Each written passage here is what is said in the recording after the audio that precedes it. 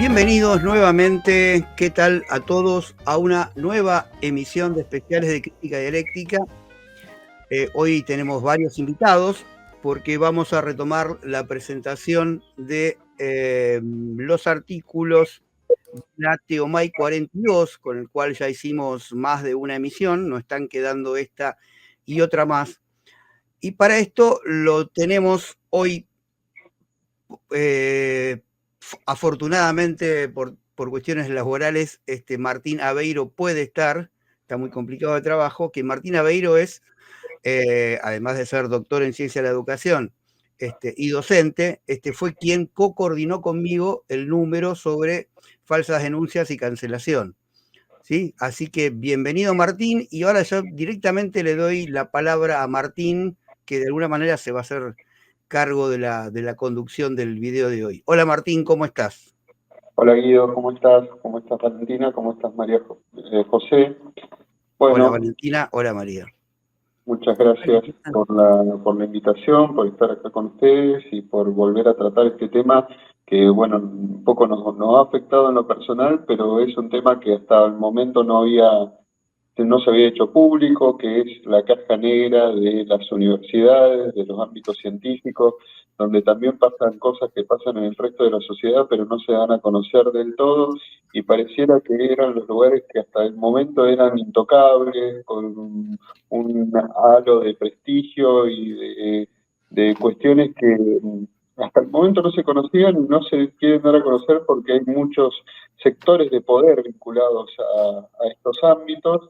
Y bueno, un poco nos hemos animado por autodefensa a ponerlo y hacerlo público, porque esta cuestión de las autonomías que tienen los ámbitos académicos, los ámbitos científicos, hace y genera que pase cualquier cosa al interior de estos ámbitos, desde la violación de los derechos laborales hasta la persecución de docentes, de investigadores, como le pasó a María José, como le pasó a Guido, como me pasó a mí. Así que bueno, bienvenidos a poder tratar este tema que como decía, hasta el momento no ha sido del todo difundido, y esperamos que tenga cierta repercusión para el poder discutir esto que es necesario para la sociedad, pero que al mismo tiempo necesita ser replanteado, repensado y puesto al servicio de la mayoría de la sociedad y no de minorías, de castas privilegiadas que hacen de estos lugares cotos de privilegio.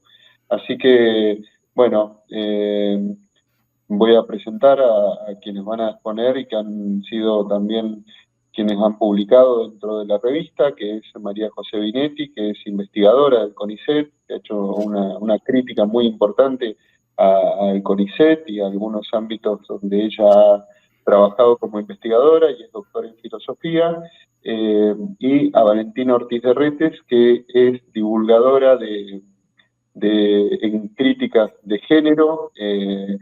Así que, bueno, bienvenidas, le cedo la palabra y, bueno, vamos intercambiando en el transcurso de su exposición.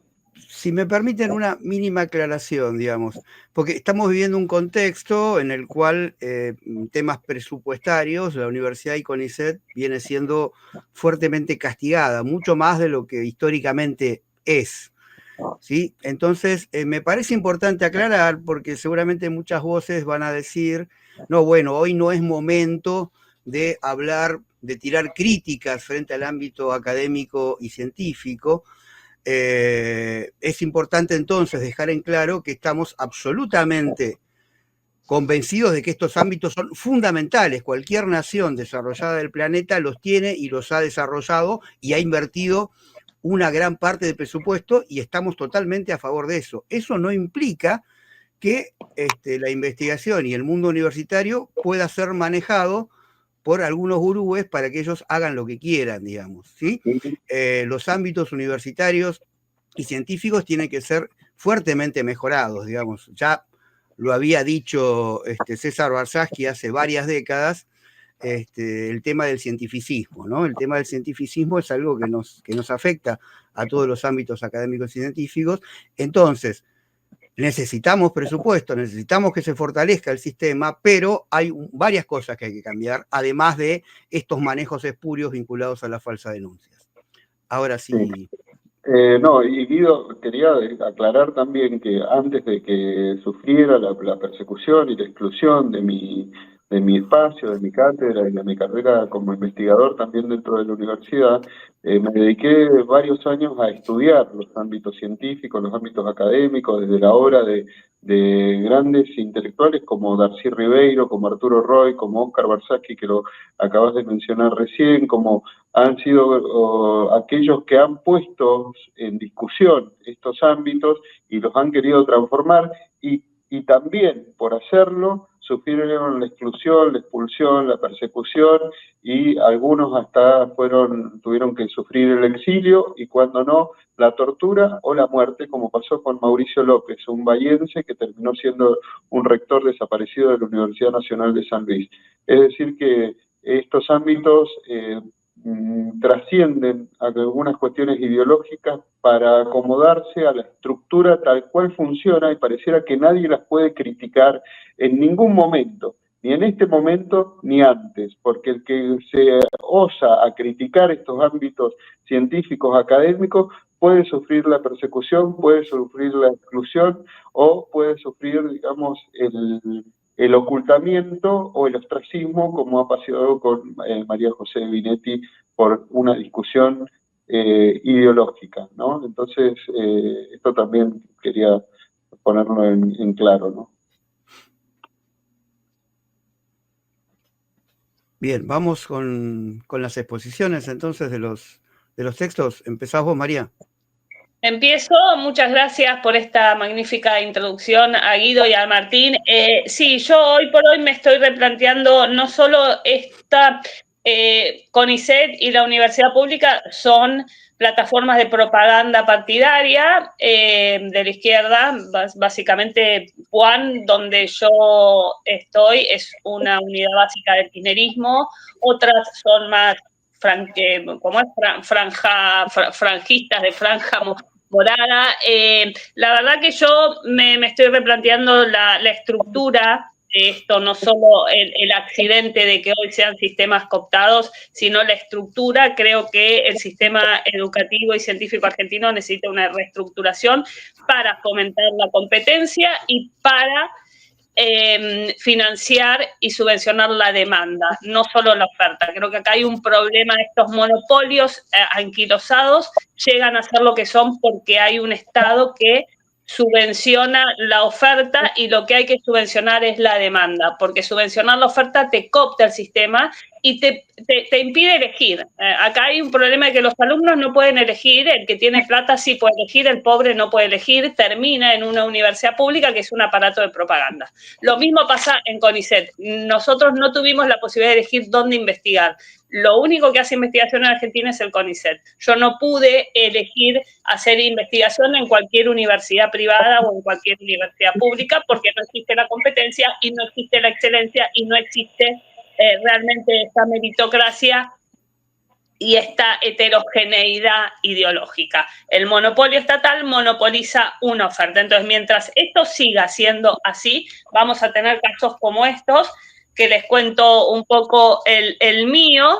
Yo estoy en juicio contra la Universidad de Buenos Aires y en el caso de CONICET estoy en una acción administrativa que llegó a Secretaría de Ciencia y Tecnología, que está más arriba de CONICET, de la cual depende CONICET, en ambos casos por discriminación ideológica, ¿no? Lo que yo considero ser discriminación ideológica, lo que me dicen en ambos casos, que es básicamente la misma gente, por esto que decimos, no están cooptados estos organismos, la misma gente que está en CONICET es la que está en la UBA, la misma gente que yo denuncié en la UBA es la que me evalúa en el CONICET. Es un sistema totalmente endogámico y cooptado por una facción, claramente en este caso del partido kirchnerista. Son una unidad básica del partido kirchnerista, incluso sabemos que hacen propaganda por continua, ¿no? Es un escándalo que hayamos naturalizado la propaganda partidaria continua del CONICET, que hayamos naturalizado la propaganda política continua de la universidad pública. Es una vergüenza haber normalizado esto y esa expresión de nuestra decadencia. No podemos permitir más un sistema de ciencia y tecnología que nos diga a quién votar, no podemos permitir más una universidad pública que ahora empezó a sacar panfletos contra la detención, el apresamiento político de una expresidenta que es juzgada por infinidad de jueces y condenada por corrupción. Entonces, este tipo de cosas lo hemos naturalizado y es parte de la decadencia. Y el aspecto que a mí, además de esto, claramente yo soy una heterogénea, una diversa dentro de lo que sería el mundo En mi caso, el punto de ataque es la ideología woke. Yo soy crítica de la ideología woke. Soy feminista, hago teoría, pensamiento feminista, pero un pensamiento feminista crítico de todo lo que es el wokeismo y la ideología de la identidad de género. El wokeismo es ideología de la identidad de género, más o menos, para comento un poquito cómo lo entiendo. Pero lo que yo hago es, dentro de la academia, mi línea teórica feminista es feminismo de la diferencia sexual, que es un feminismo que su postulado central es que la diferencia sexual, varones y mujeres, es una diferencia radical constitutiva de la persona y que atraviesa todos los niveles personales, ¿no? No solo el biológico, sino biopsicosocial y espiritual. Toda la persona humana en todos sus dominios está atravesada por esta diferencia sexual. Varones y mujeres no somos lo mismo y esa diferencia es irreductible. Sucede que con toda la ideología de género, la diferencia sexual es reducible a autopercepciones identitarias y a estereotipos culturales y demás. Entonces ahí hay un choque de principio, de incompatibilidad de principio radical. Y en un momento, cuando yo dije que iba a ser de feminismo de la diferencia, pues yo no vengo de la Universidad de Buenos Aires, vengo de ámbitos privados. Cuando yo ingresé al Instituto de Género justamente por hacer feminismo de la diferencia o por hacer filosofía feminista, en principio me advirtieron que no era una línea, que era una línea muy criticada, me advirtieron, pero yo dije, bueno, bienvenida a la advertencia, vamos a hacer esta línea y qué mejor que abrir esta nueva línea en la universidad. Mientras yo hice feminismo de la diferencia, que fue muy poquito tiempo, más o menos no pasó nada.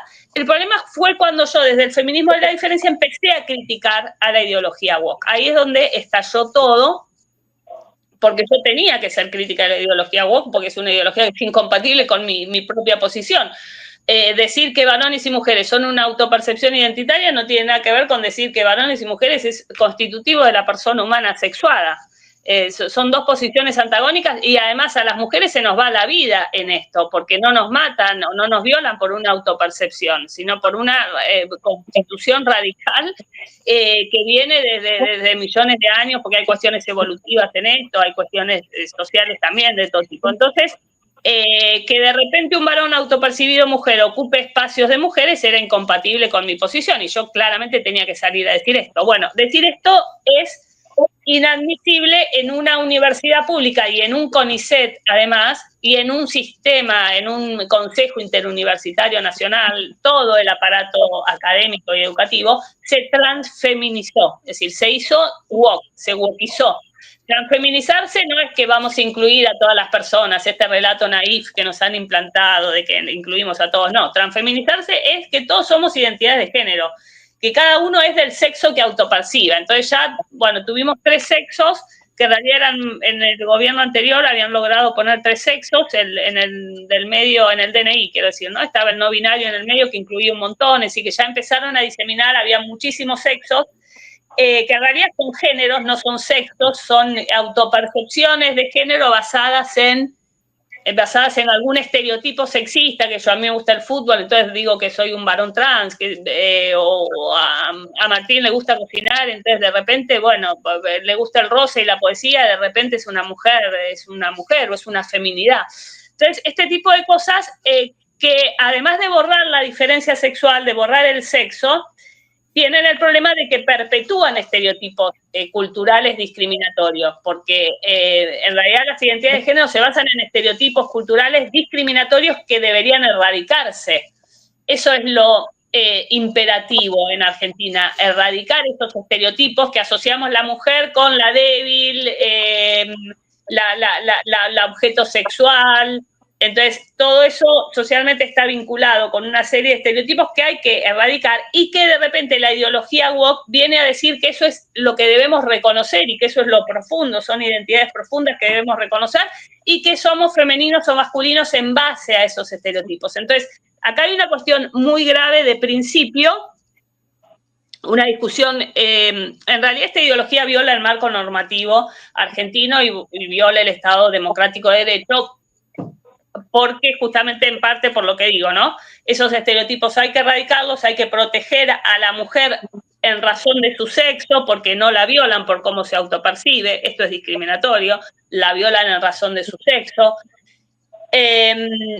Y además el Estado de Derecho no puede basarse en autopercepciones. Y esto es entonces la crítica central al wokismo. El wokismo es un tribalismo identitario que pretende organizar la sociedad conforme la gente se autopercibe. No la gente, ni siquiera la gente, porque no hay persona humana, hay autopercepciones. Conforme los sujetos se autoperciben, organizamos la sociedad. Entonces es un neotribalismo identitario autoperceptivo que pretende organizar el orden público y moral en base a deseos y autopercepciones subjetivas. Esto es incompatible con el Estado democrático de derecho y esto es lo que yo digo. Ahora, decir esto de una u otra manera, en un sistema académico transfeminizado, supone que te acusen de violar los derechos humanos de las minorías y de ser una amenaza para las minorías. Esto es en concreto la acusación contra mí. Yo soy una amenaza para la supervivencia de las minorías, para los derechos humanos. ¿Por qué? Porque digo que los sexos son dos, básicamente, y que hay que proteger a las mujeres en razón de su sexo. Esto supone para esta ideología una amenaza a los derechos humanos y a la supervivencia de las minorías. Entonces eso es ocasión de que te traten de biologicista, epistemicida, transepistemicida, discurso de odio, transexcluyente, esencialista, etcétera, etcétera. Así empezó mi persecución, que fue cada vez mayor, con bloqueos continuos de seminarios, propuestas mías de papers. Se empezó a bloquear todo mi acceso a la difusión de conocimiento, la docencia, la transferencia de conocimientos, la participación en eventos.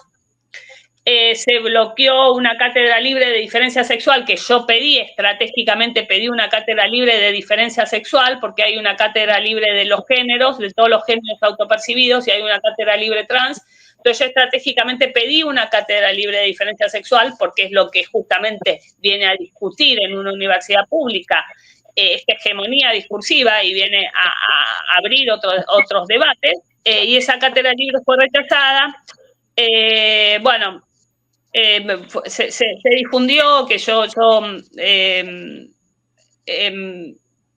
que mi posición no era la posición oficial de la universidad o del instituto, y se empezó a perseguir a algunos miembros que trabajaban conmigo, algunos chicos también. Un caso, para que se den una idea, una alumna había propuesto un seminario de extensión sobre filosofía del nacimiento, que es un temazo filosófico, la idea de nacimiento como surgimiento de adentro de la vida, es decir, nacer es venir de adentro de un ser personal, en relación, como sujeto relacional, etc.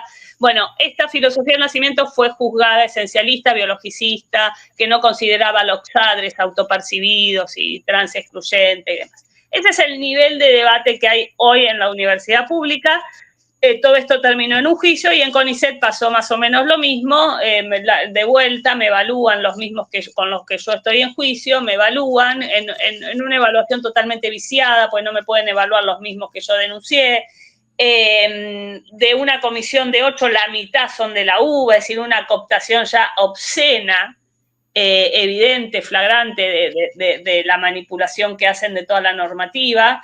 Y en el caso de CONICET, entonces, yo estoy en este momento en un recurso de alzada, donde además de pedir la reconsideración de mi caso, que fue un caso de promoción, yo estoy pidiendo que se investigue a la comisión evaluadora mía, pero además al directorio y a la Junta, por discriminación ideológica, discriminación basada en el sexo, por fraude a la ley, por prevaricato, fraude a la ley y por tráfico de influencias. Tráfico de influencias por esto que estamos diciendo, ¿no? De una comisión de 8, la mitad son de la UBA, se becan a sus propios alumnos, promueven a sus propios docentes y demás. Pero además hay una cuestión de fraude a la ley, porque para hacer pasar a esto como una cuestión de derechos humanos, lo que se hizo, sobre todo en la gestión anterior, en el último gobierno kirchnerista, lo que se hizo fue falsificar la normativa argentina. Como no hay normativa que diga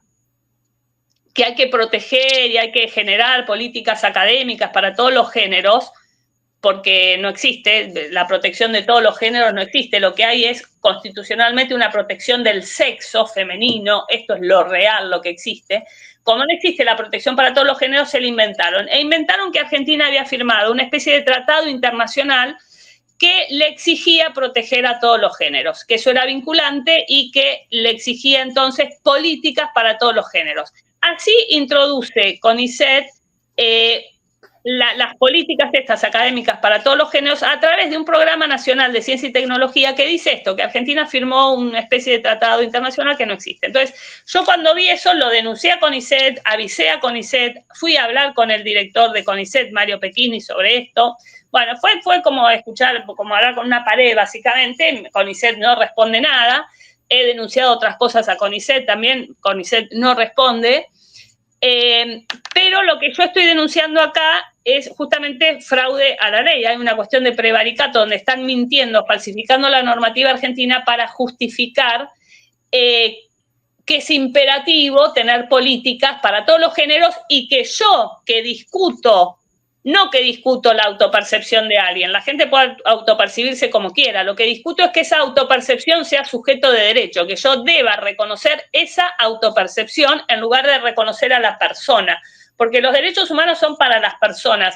Yo no debo discriminar a nadie por su autopercepción en razón de que es una persona humana, digna, libre, bla, bla, bla. La ideología woke te invierte esto y te dice, vos debés reconocer como sujeto de derecho la percepción y el deseo de esa persona. No es así, esto es violación de los derechos humanos. Entonces, como te mezclan todo, te dicen, no, nosotros reconocemos la identidad de género. Claro, yo también la reconozco. Alguien dice que se percibe mamut y yo reconozco que dice percibirse mamut y que se percibe así. Ahora, eso no significa que en cuanto sociedad nos debamos organizar todos en razón de la autopercepción de ese sujeto, porque esto haría incompatible la comunidad humana, ¿no? Si todos vamos a autopercibir cosas y tenemos que organizar la comunidad en razón de la autopercepción de cada uno, esto es un imposible.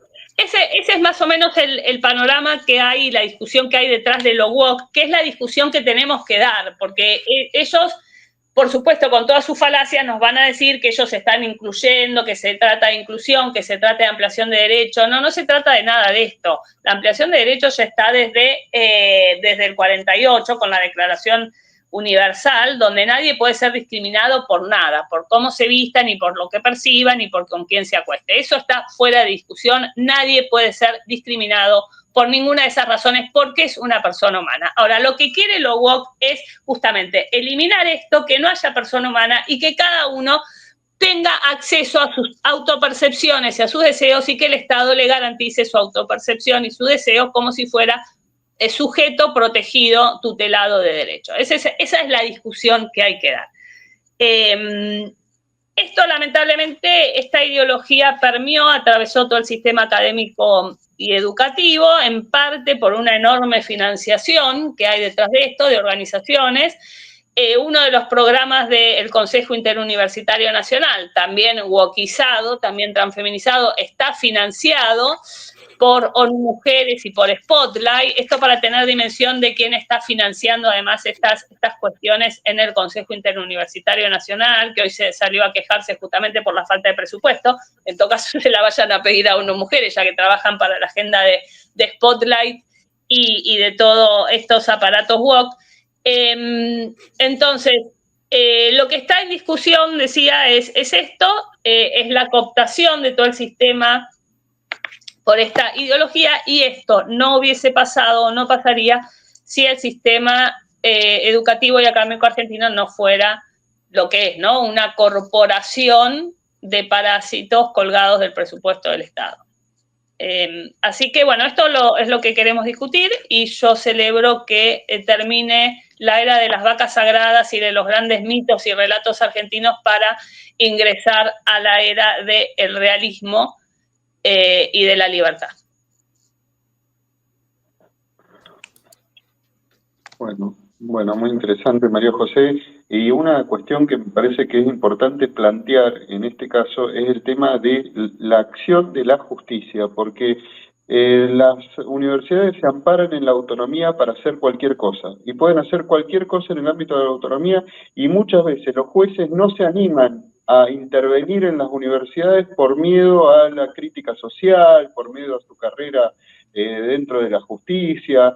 Entonces, me parece que es hora también de que la justicia intervenga también en los ámbitos académicos universitarios para poner algún límite a esto que pasa dentro de las universidades, que la sociedad no conoce y que después termina de alguna manera autojustificándose en orden a estas cuestiones que vienen sucediendo ya hace muchos años y que los jueces hacen la vista gorda. Ahora con el tema específico de género, antes con otros temas, mañana será con otro, pero siempre, digamos, desviando la atención y justificando lo que hacen rectores, consejos, docentes, incluso estudiantes que a veces reciben algún beneficio de estos que hablaba María José. Y otra cosa que es importante decir también en esta situación de la restricción presupuestaria, es que más allá de que estamos en contra de la restricción presupuestaria, sí me parece importante que los ámbitos académicos y científicos rindan cuenta de lo que se hace al interior de las universidades.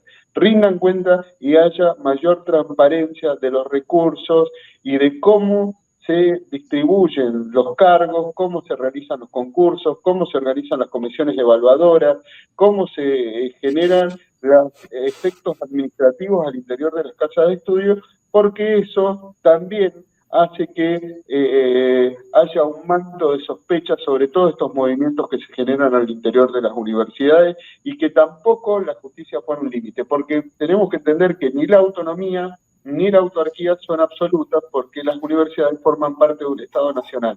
Entonces, a veces dicen que forman parte de un proyecto nacional, de un Estado nacional, pero cuando el Estado nacional quiere poner algún límite a lo que pasa en el interior de las universidades, ahí son autónomas y autárquicas para justificar todas las macanas que se mandan en su interior. Entonces, creo que esto quizás esta coyuntura que estamos atravesando, en toda esta crisis que estamos atravesando, sirva para poner en claro estas situaciones y hacia adelante se pueda pensar en reestructurar este sistema para que no se haga cualquier cosa al interior de las universidades justificado por las autonomías y las autarquías. Bueno, un comentario, Martín. Un comentario a tu comentario. Justamente eso fue lo primero que me dijo mi abogado. Me dijo, acá hay una cuestión de autonomía universitaria. Este es el marco, ¿no? La autonomía universitaria. Autonomía que se reconoció justamente para que la universidad fuera libre de injerencias políticas, y sirvió hoy, con el diario del lunes, sirvió para que la universidad se encerrara en sí misma, se encapsulara y fuera un aparato de propaganda política. Pero bueno, el límite a esa autonomía universitaria es la arbitrariedad. Entonces, si logramos mostrar la arbitrariedad de esto, y además el límite, además de que estamos en un Estado nacional, el límite es el sistema de derecho, ¿no? No hay un único derecho, ni ningún derecho es absoluto, sino que hay un sistema de derechos, y tiene la autonomía también tiene límites. Así que, bueno, en mi caso vamos a ver cómo se resuelve ese litigio, que es bastante pequeño, pero que es simbólicamente importante. Bueno, muchas gracias, María José. Bueno, le cedemos la palabra a Valentina Ortiz de Retes. Muchas gracias. Bueno, primero que nada, también agradecerles el espacio, no solo acá, sino en su momento a la hora de poder publicar un artículo como el que se me permitió publicar en la revista. Bueno, partimos de la base de que yo quisiera dar esta introducción. Yo no provengo del mundo de la academia, no provengo de los entornos universitarios, ni mucho menos. Nunca lo hice, no lo estoy en la actualidad tampoco. Y si he terminado involucrada en esta temática ha sido meramente por mi ingenuidad y mi propia experiencia. Con esto me refiero a que yo durante toda mi vida recibí una educación desde mi familia, desde mi entorno, de tipo feminista, y siempre asumí el feminismo como lo que quizás la mayor parte de las personas hemos llegado a entender, por lo menos de mi generación, de que si el feminismo es igualdad, entonces yo soy feminista y no hay mucho más que teorizar. Cuando tenía 18 años, quise empezar a involucrarme un poco más, involucrarme en el activismo, empezar a participar de la militancia del feminismo, y fue ahí donde sentí la necesidad de también formarme en aquello en lo que pretendía defender. Fue en ese proceso de intentar formarme al respecto de esta temática que empecé a encontrar más lagunas que respuestas. Cuanto más investigaba, más dudas tenía, y dudas que no precisamente reforzaban mi postura, la postura de la cual partía, sino todo lo contrario. Con 19 años decidí empezar mi canal de YouTube, donde inicialmente empecé a hablar de diferentes temáticas y terminé centrándola específicamente en la crítica de género. A medida que me desarrollé con mi canal de YouTube, que va a ser el año que viene, van a ser 10 años que lo estoy desempeñando, lo estoy llevando a cabo, he ido formándome en este mismo proceso de divulgar sobre la temática. Y me lleva a algo que estaba comentando María hace un rato también, con respecto a su experiencia en Puan. Bueno, llama la atención que esto ya hoy en día miro en retrospectiva y me doy cuenta de que ya venía desde aquel momento en el que yo estaba en la secundaria y tenía una profesora de historia que estaba muy, muy sesgada, vamos a decirle, por el feminismo y por la ideología imperante, que luego se convirtió en la ideología imperante, donde dedicaba gran parte de las clases de historia a hablarnos de feminismo.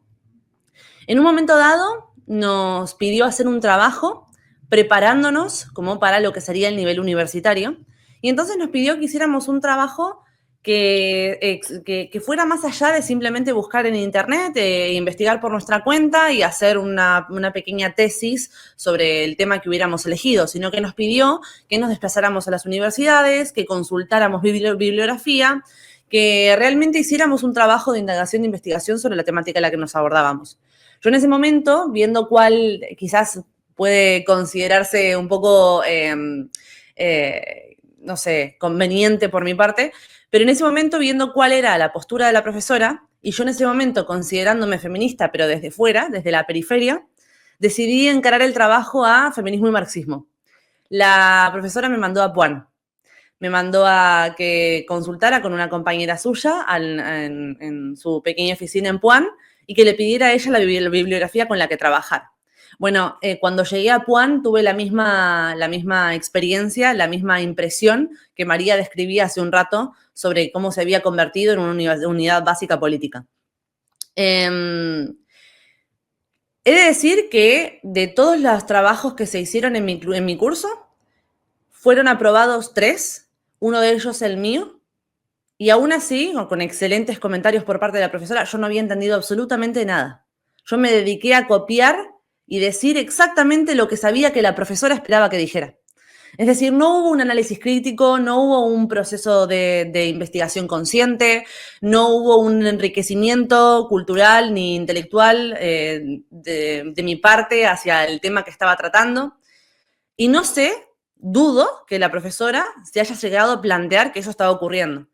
La profesora observó que yo estaba hablando de lo que ella esperaba que hablara, que estaba contentando a los sesgos de los cuales ella partía, y con esa impresión me aprobó el trabajo con excelentes comentarios al respecto y me puso como ejemplo de cómo hay que hacer un trabajo.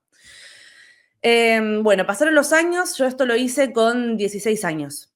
A los 18 empieza este proceso de querer involucrarme más en la militancia feminista, a los 19 empiezo mi canal de YouTube.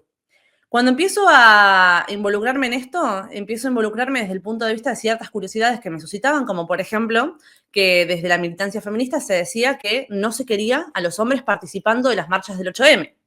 A lo cual, uno de mis cuestionamientos principales fue, ok, pero si estamos buscando concientizar a la otra mitad de la población, ¿cómo vamos a excluirlos de la lucha por la igualdad? Es decir, no se puede defender la igualdad desde una postura que excluye. Esa fue mi primer vacío, mi primera laguna, ese primer clic que me hizo ruido. Y así empezaron a ser uno detrás de otro. Me terminé dando cuenta de que la realidad en ningún momento fue como a mí se me había planteado. Que habían ciertas premisas, ciertos dogmas que se entendían como ciertos, que se defendían a ultranza, que se defendían con toda la vehemencia y con toda la sangre caliente, y sin embargo, a la hora de contrastarlos, no se sostenían en data. Empezó poco a poco, empezó primero cuestionando algunos de los postulados principales del feminismo, aun cuando consideraba algunos de las mayores como ciertas. Bueno, que el feminismo, al fin y al cabo, también buscaba lo mejor para los hombres, que la violencia contra las mujeres en ámbitos de pareja siempre era mayor y más predominante que la violencia de mujeres hacia hombres. Y aún así, a medida que me he ido desarrollando a lo largo de los años, termino confirmando que esto no era así. Más allá de esto, empiezo a notar como el feminismo, y termino por concluir que el feminismo no solo no nos era beneficioso a las mujeres, en sus términos mayoritarios, sino que nos era perjudicial, y que las principales afectadas por el feminismo no éramos las mujeres, sino los hombres y sus hijos. Así es como llego a la temática de la obstrucción de vínculos y de las denuncias falsas. Y ahí es donde me empiezo a notar, en el ámbito donde yo trabajaba, en YouTube, donde empiezo a divulgar mi contenido, y posteriormente también en otras redes sociales. Cuando surgió TikTok, esto explotó de una manera mucho más candente, mucho más viral, pero que ya venía ocurriendo en YouTube, venía ocurriendo en Twitter, en Instagram, en Facebook. ¿Cómo se empezaba a cultivar una cámara de eco, un relato, que uno pensaría que en lo que consideramos la era de la información, deberíamos tener mayor acceso y mayor transparencia que nunca a entender ciertas bases, y sin embargo está ocurriendo todo lo contrario? Se están dando unos mecanismos, unas cámaras de eco, unos recursos, unas burbujas informativas que no solo no permiten que un usuario interesado fácilmente pueda acceder a puntos de vista contrarios o que contrasten con lo que uno ya inicialmente piensa, sino que están diseñados específicamente para todo lo contrario. Es decir, incluso la persona más interesada, la persona que tiene la voluntad de contrastar aquello que piensa, de no encerrarse en cámaras de eco, de no rodearse de un entorno en el que termina por simplemente seguir alimentando aquello que ya cree, finalmente lo que nos encontramos es que se reproduce y se mantiene el discurso que ya previamente se ha establecido como dogma. En este momento, en la época en la que me toca vivir, este discurso, este dogma, esta narrativa es la narrativa del feminismo.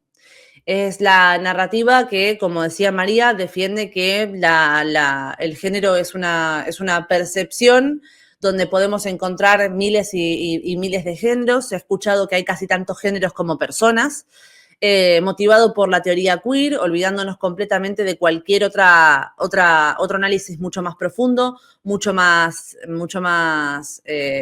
estudiado, donde nos hemos olvidado de la biología, de la psicología evolucionista, donde hemos dejado a un lado cualquier matiz, cualquier intento de investigación, ¿no? Vamos a decirle, o como le queramos llamar, más allá de lo que se consideran análisis básicos, análisis simplistas, basados en la emocionalidad. Y ese creo que es el punto fundamental, porque lo que se prima en las redes sociales y lo que se está primando en los medios de comunicación es la promoción, perdón, de un análisis emocional por encima de cualquier otro análisis.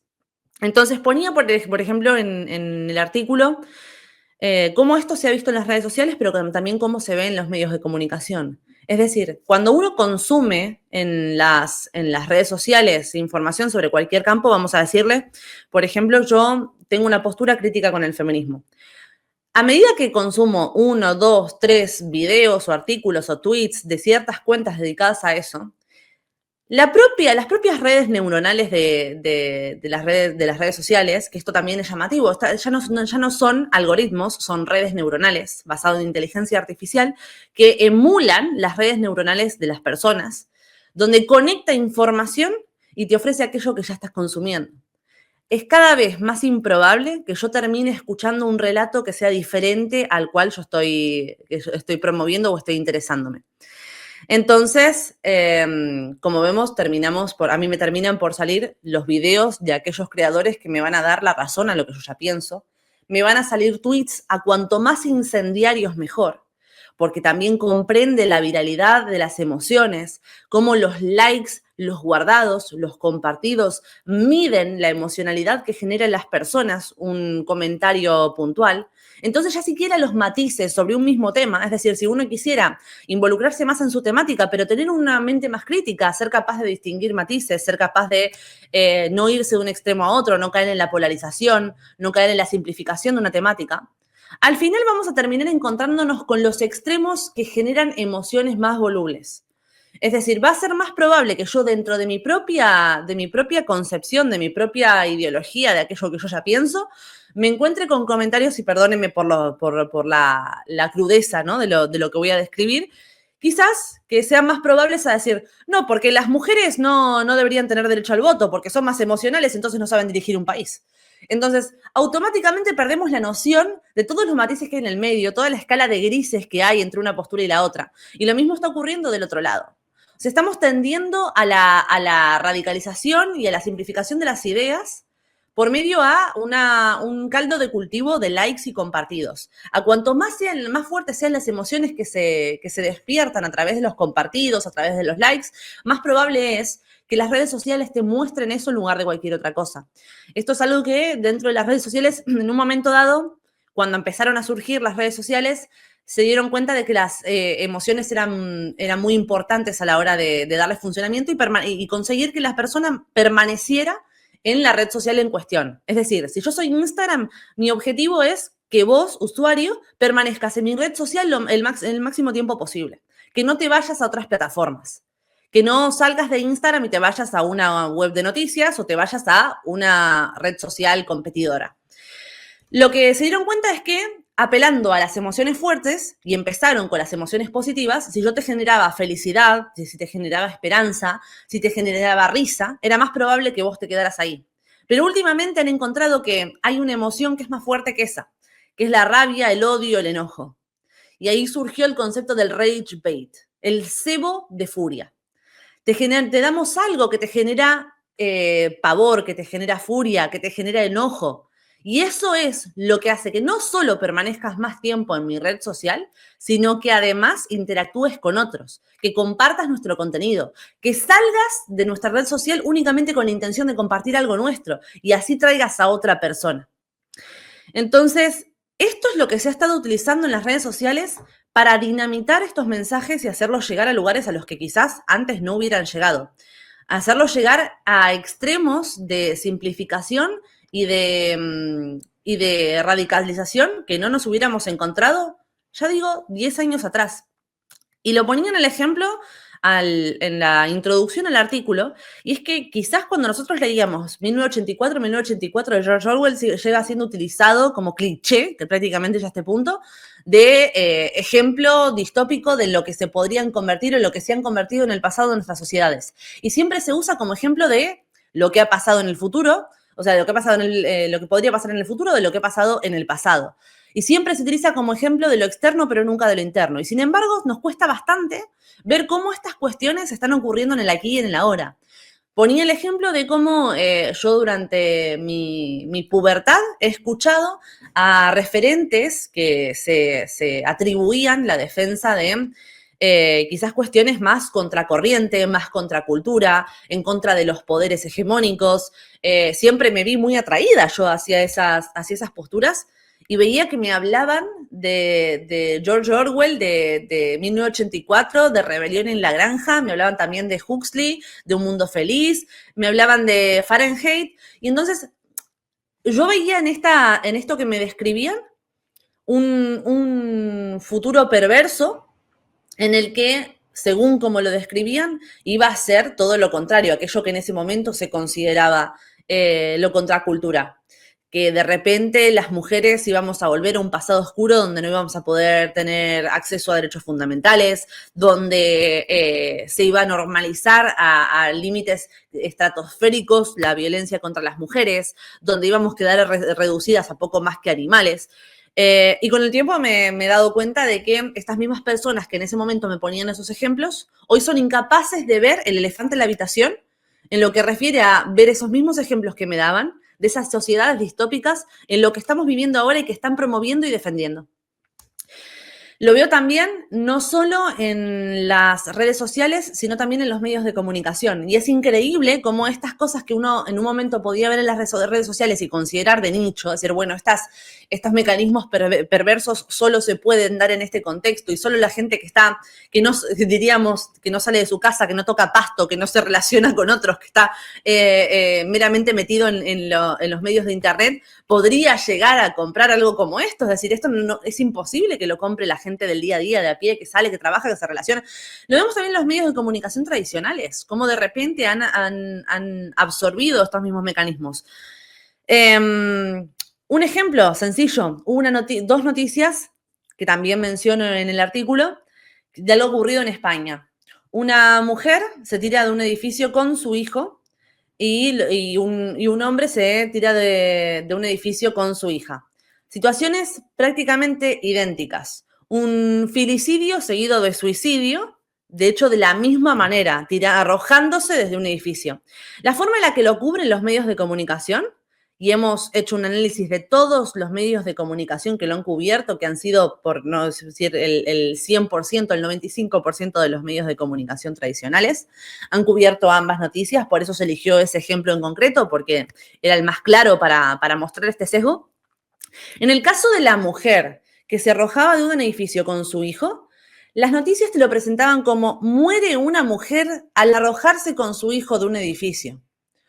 Sin embargo, en todos los casos, en todas las noticias donde relatan el caso contrario del hombre que comete un filicidio seguido de suicidio, los medios lo catalogan como un hombre mata a su hijo tirándose por un edificio y se tira con él.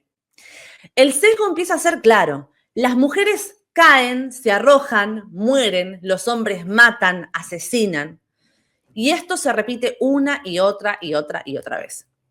Otro ejemplo llamativo fue y sigue siendo, porque esto lo podemos ver repetido hasta el hartazgo en las cifras de sinhogarismo. El sinhogarismo es una problemática mayoritariamente masculina. Si vemos, puede variar mínimamente el porcentaje país a país, pero en torno al 85-86% de las personas sin hogar son hombres. De hecho, hay un concepto muy popular dentro del feminismo que es el techo de cristal, que habla de los impedimentos que puede encontrar una mujer a la hora de acceder a los más altos rangos, a los más altos cargos, y sin embargo, no se habla quizás del suelo de cristal, que no existe un límite de qué tan bajo se puede dejar caer un hombre. Es decir, mientras que existen un sinfín de medidas y de baterías para impedir que las mujeres permanezcan demasiado tiempo en situación de calle, ya sea a través de las instituciones públicas o incluso redes de contactos y un entorno más contenedor para las mujeres en esta situación, por una cuestión también ligada a la brecha de empatía. No voy a entrar en eso, porque eso ya es entrar muy, muy en lo profundo de mi temática de especialidad. Cierto es que en los medios de comunicación esto se repite nuevamente en la forma de comunicarlo, lo cual termina alimentando esta brecha de empatía. Uno de los artículos que hablaban de esto decía, un artículo de Cáritas, si no mal recuerdo, decía, el sinhogarismo tiene rostro de mujer. El 16% de las personas sin hogar son mujeres.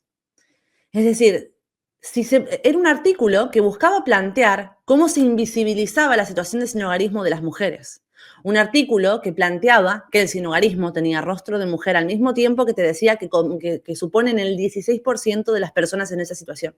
Es decir, ¿hasta qué punto de invisibilización estamos hablando de las mujeres en situación de sinhogarismo frente a la cifra del 84% restante, que no son marcianos, perros, son hombres?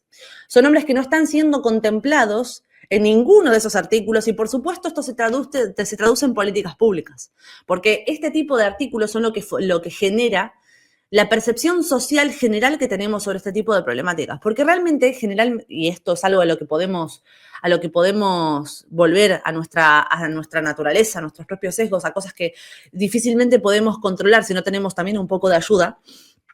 El dato duro es lo que menos se nos queda grabado. Lo que se nos queda grabado es la emoción que nos genera.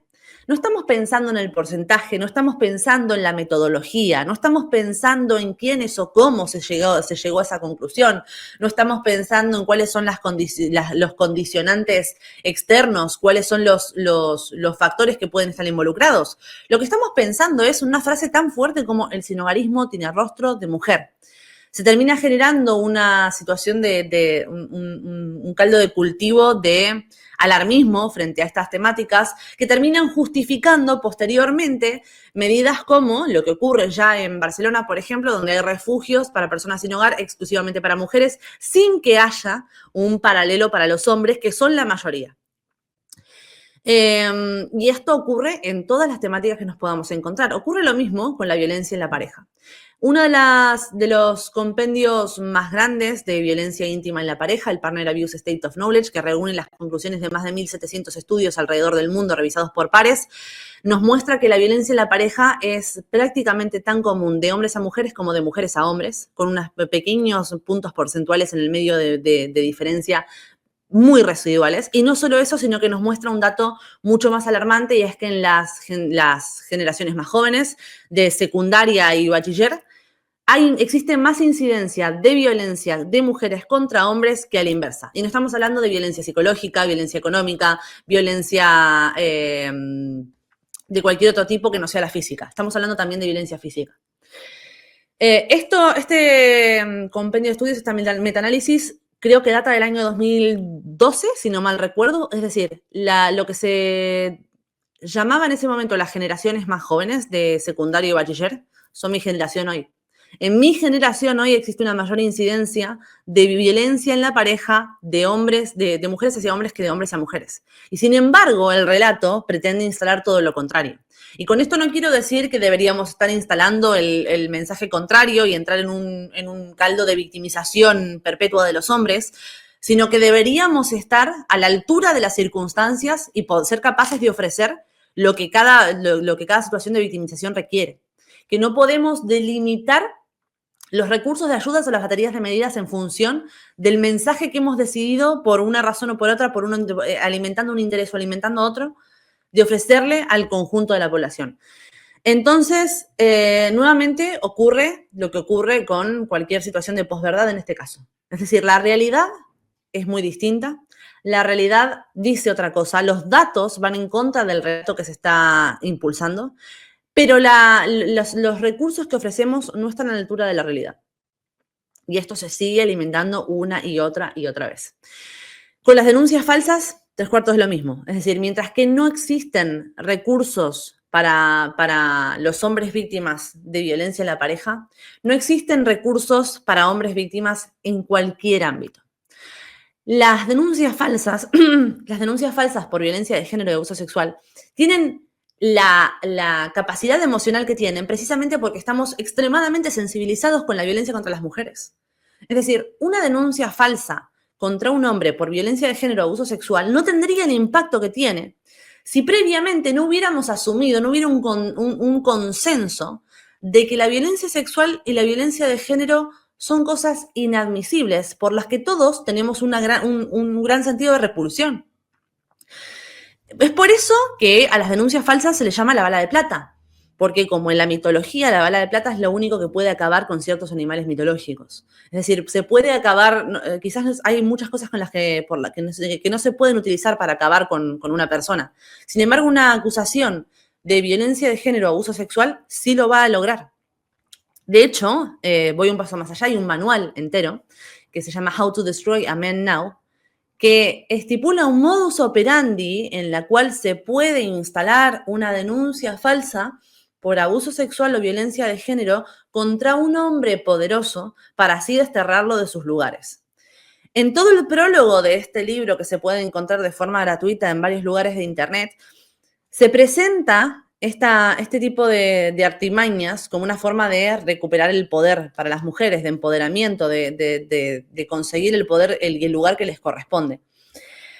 Ahora, yo me pregunto que si esto no tuviera el grado de sensibilización que tiene, y si no estuviera si no fuera tan infalible la forma de lograrlo, hubiera sido imposible que se articulara un manual que te enseña punto por punto, de forma totalmente infalible, como digo, de cómo hacerlo. Y entre las artimañas que se utilizan, entre las artimañas que se describen, está precisamente el uso de las redes sociales y los medios de comunicación. Y es en este propio libro que enseña a mujeres a cómo interponer este tipo de acusaciones que se explica de lo fundamental de que no importa cuál sea la verdad, no importa los hechos, no importan, a nadie le van a importar. Esto es como ponerte un ejemplo en el fútbol. Nadie ve la primera ofensa, siempre se ve la respuesta y se pone la tarjeta roja por esto. Es decir, en este caso es exactamente lo mismo. Nunca nadie va a ver lo que viene después de una acusación falsa. Da igual incluso si termina en una absolución. Da igual si se demuestra a ciencia cierta que había sido un total invento. El primer impacto emocional es lo que tiene lugar, es lo que impacta, es lo que va a generar que se empiecen a desenvolver todos los mecanismos que terminan desarrollándose para acabar con una persona. Y acabar con una persona, para una persona que tiene un grado de poder, vamos a decirle, o que tiene una reputación, o que tiene una carrera, o que tiene un prestigio, le va a afectar en ese campo también. Pero tenemos que ir más allá. Y es que ya estés en el ámbito en el que estés, vas a quedarte en una situación de soledad fomentada porque nadie quiere relacionarse con alguien sobre quien pesa una duda, un velo de ser un abusador o un maltratador de mujeres. Nadie quiere asociarse a un estigma tan grande como ese. Vas a perder tus lugares de trabajo porque ninguna empresa, aún seas gomero en la gomería de tu barrio, va a querer ser los que tienen contratados al abusador del barrio. Entonces vas a perder tus fuentes de ingresos. Tu familia va a empezar a pagar los platos rotos por ello también, porque sos el hijo del abusador, el hermano del abusador, la mujer del abusador, la novia del abusador. Entonces le va a empezar a pesar sobre ellos también. Va a existir un desgaste económico brutal porque la persona se tiene que defender y se tiene que subir al ring a pelear por algo que en ningún momento pidió. Se va a tener que desgastar hasta el hartazgo, va a tener que pagar abogados y pagar pericias y pagar un montón de cosas que en ningún momento hubieran correspondido. Y aún aunque se demostrara su inocencia, siempre va a caber ese velo de duda sobre él. Y es un rastro muy difícil de borrar. No conozco un solo caso, y eso que he trabajado con muchos a lo largo de todos estos años, que hayan sufrido una acusación falsa y que después de demostrarse inocentes hayan vuelto a recuperar el lugar en el que estaban en ese momento, ni económicamente, ni a nivel reputacional, ni a nivel psicológico, ni a ninguno de los niveles. La mancha queda para siempre y es muy difícil de borrar. Y de esto no se hace cargo nadie. De esto no hay forma de reparar este daño. Aún más cuando hay niños involucrados, cuando la denuncia falsa tiene lugar en un contexto de un divorcio conflictivo, por ejemplo. El vínculo con los hijos se suspende de forma inmediata en el momento en el que sufrís una acusación falsa por parte de tu pareja o expareja. En ese momento empieza una odisea, un viacrucis judicial que vas a tener que atravesar por la fuerza y que quizás en la vida de un adulto 1 año, 2, 3, 4 pueden significar no tanto. O sea, es duro atravesar todo eso con todo el desgaste que conlleva. Pero 4 años en un niño de 8 es la mitad de su vida. Es un vínculo que después es muy difícil reconstruir. Todo esto le sumamos que durante el tiempo en el que este menor estuvo alejado de su padre, en el caso de las acusaciones falsas contra hombres inocentes, es probable que este menor también termine siendo una víctima colateral, pero no por ello menos importante de todo este entramado.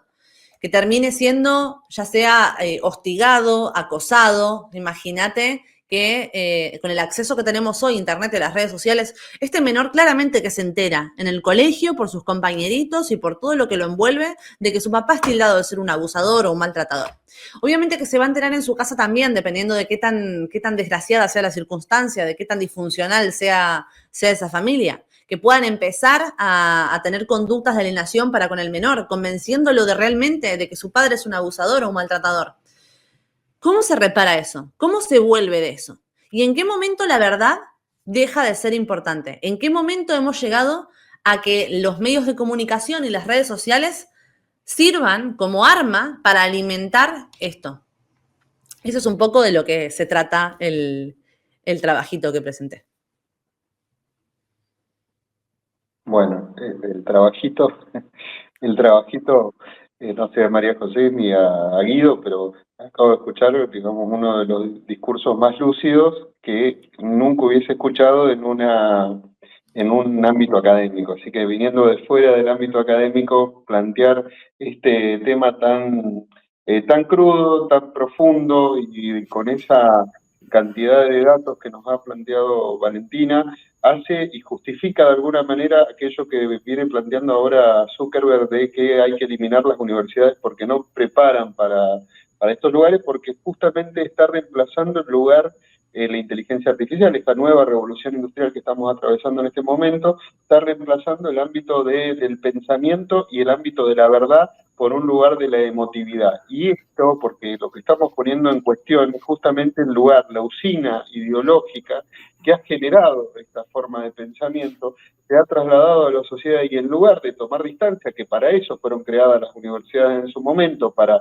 diferenciarse de la opinión pública, de lo que se generaba en el común, para hacer un análisis científico de alguna manera de lo que pasaba, se transformó en un ámbito de discusión emotiva de cuestiones facciosas que en definitiva justifican aquello que hoy se traslada al ámbito de la sociedad. Entonces, en ese sentido, lógicamente que las universidades han dejado, o los ámbitos científicos académicos han dejado de perder ese sentido dentro de la sociedad de poder hacer estos análisis que nos pongan en ese lugar de aquello que no tendría que haberse perdido, que es la verdad, en orden a la posverdad, ¿no? Entonces, me parece que, no sé, lo de Valentina es bastante esclarecedor en relación a lo que viene pasando en este ámbito y que lamentablemente hoy se traslada a los ámbitos universitarios, a los ámbitos científicos. Y entonces, a veces, esta razón de ser que se plantea en relación a los cuestionamientos, a la crítica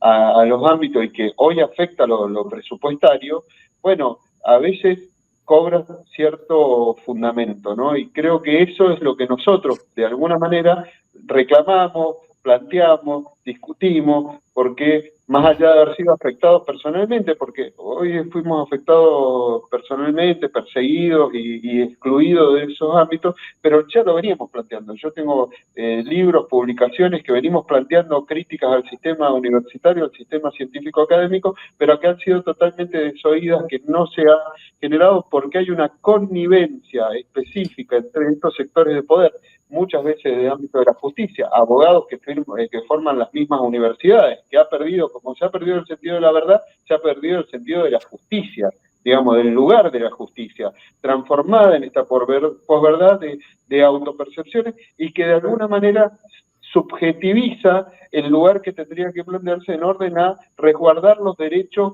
constitucionales, los derechos laborales, los derechos que tienen que ver con las personas que forman parte de los ámbitos académicos y científicos y que no encontramos porque lo que le pasa al gomero, lo que le pasa a la persona del barrio, nos pasa a nosotros en los ámbitos universitarios y científicos también. O sea, en estos sectores sociales que tendría que ser ese lugar del pensamiento, nos pasa también que nos tenemos que ver obligados a defendernos, a restablecer ese prestigio que fue absolutamente pulverizado, que fue absolutamente quebrado, o que directamente nos llevó a un lugar de ocultamiento en esta imposibilidad que hoy tenemos de poder discutir, porque cada vez que ponemos en discusión esto, aparece la crítica que estamos en contra del sistema, que estamos en contra de las universidades, que estamos en contra de esto. No, estamos en contra de este uso que se hace en las universidades. Específicamente, uno de los que empezó con mi persecución política dentro de la universidad, hoy es decano de ese departamento y también formaba parte de esas agrupaciones políticas que mencionaba María José Binetti. Y que además lo más grave de toda esta situación es que yo también formaba parte de ese esquema político y de ese lugar, de ese proyecto ideológico, y también fui afectado. Y entonces esto atraviesa a todos los sectores sociales, a todas las ideologías, a todos los sectores que se integran en la universidad, porque no es una cuestión de ideológica, es una cuestión de privilegios, de sostener esos privilegios a como de lugar, y entonces ahí se pierde la razonabilidad que tendríamos que llevarnos al lugar del pensamiento y de la verdad. Eso de alguna manera es lo que me parece, ¿no? Sí, quiero agregar, digo, no es ninguna casualidad que aquellos que teníamos históricamente posiciones críticas respecto a cómo venían funcionando los ámbitos académicos, pero de fuerte sostenimiento de la necesidad de potenciar los ámbitos académicos, seamos aquellos que terminamos siendo víctimas de la falsa denuncia, digamos, ¿no? Hay una correlación directa. Creo que es clarísimo, y los 3 casos que estamos acá es claro. Bueno, respecto a las exposiciones, bueno, gracias, maravillosas. A María la conocemos un poco más, ha estado ya en el canal. Incluso quiero recomendar la charla que tuvimos, la exposición que tuvo María sobre el feminismo de la diferencia. Tenemos un programa emitido hace un mes, 2 meses atrás, así que ahí ella expone y debatimos también, porque es interesante, porque debatimos ricamente con María. Tenemos posiciones, no, en algunos casos, discusiones muy interesantes. Pero bueno, recomiendo especialmente este programa, donde tenemos, y acá lo quiero decir, porque tiene que ver con la trayectoria, con el perfil de este canal. María dijo que el kirchnerismo es la izquierda. Bueno, de ninguna manera. Quiero repetirlo nada más. El kirchnerismo no es la izquierda, el kirchnerismo es el liberalismo. Neoliberalismo, digamos, neoliberalismo disfrazado de progresismo. Fue una generalización estratégica por el contexto, no fue el detalle. Sí. No digo, porque es un canal que defendemos la postura de izquierda, entonces por favor que no nos confunda con el kirchnerismo. De hecho tenemos planteado, incluso tenemos un debate respecto de el origen del woke y quién lo sostiene el wokismo, digamos, ¿no? Y hemos dicho con María hacer un programa debatiendo estas posiciones diferentes. Tenemos esa discusión pendiente porque yo creo que esto es el neomarxismo, y bueno, ahí hay una discusión. Claro, y justamente... Neomarxismo está detrás de todo esto. Y justamente mi artículo en este número es una crítica marxista a la ideología woke, digamos, desde el marxismo la crítica de la ideología woke. Pero bueno, muy rico y muy interesante. Y respecto de lo de Valentina, forme parte o no forme parte del mundo universitario, no tiene nada que ver, su análisis es muy rico, como dijo Martín, y de hecho se entronca con cierta historia de ciertos análisis críticos, nunca troncales, nunca predominantes dentro del mundo académico e intelectual, que tiene que ver con la construcción de un pensamiento hegemónico y cómo se construye. Hoy está en boga el concepto de posverdad, digamos, pero cómo se construye la verdad y cómo esta verdad hegemónica sirve para legitimar poderes, legitimar posiciones y legitimar privilegios, ¿sí? Lo interesante de la exposición y del trabajo de Valentina es cómo analiza desmenuzadamente los mecanismos y los dispositivos actuales a partir de las redes, las plataformas y la inteligencia artificial que se ponen al servicio de estos mecanismos, ¿no? Con lo cual me parece riquísimo. Y el caso de los del padre y la madre suicidada, la verdad que es absolutamente sintomático. Y cualquiera que tiene alguna lectura de esto se lo podía imaginar, digamos, cuál iba a ser el tratamiento de uno y de otro, ¿no? Así que, bueno, esto es lo que yo quería decir. Me parecen, bueno, ya me parecían brillantes los trabajos publicados, así que era necesario que tengamos esta exposición.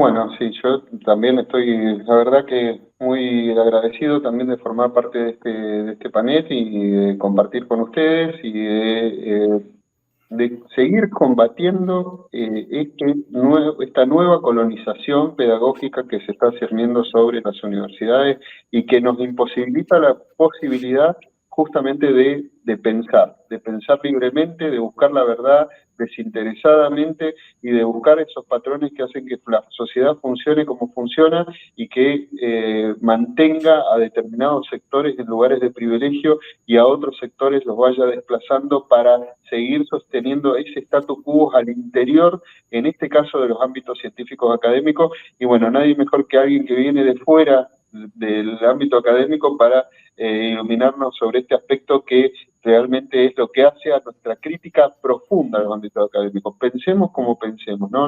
Ninguno de los que estamos acá pensamos de la misma manera, pero sí nos animamos a poner en discusión nuestras verdades y a ponerlas en discusión porque tenemos un interés legítimo, sincero, de buscar estas causas que generan tanta injusticia, tanto dolor, tanto sufrimiento, tanto desprestigio, tanta exclusión y que en el supuesto de esa sociedad inclusiva justamente genera todo lo contrario.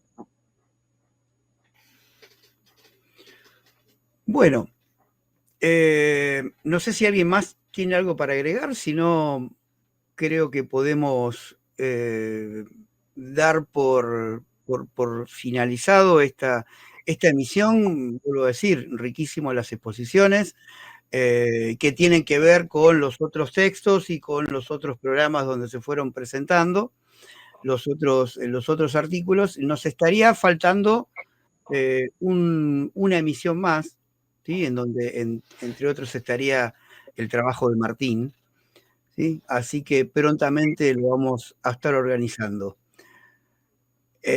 Bien, entonces solo me queda agradecer a María, agradecer a Valentina,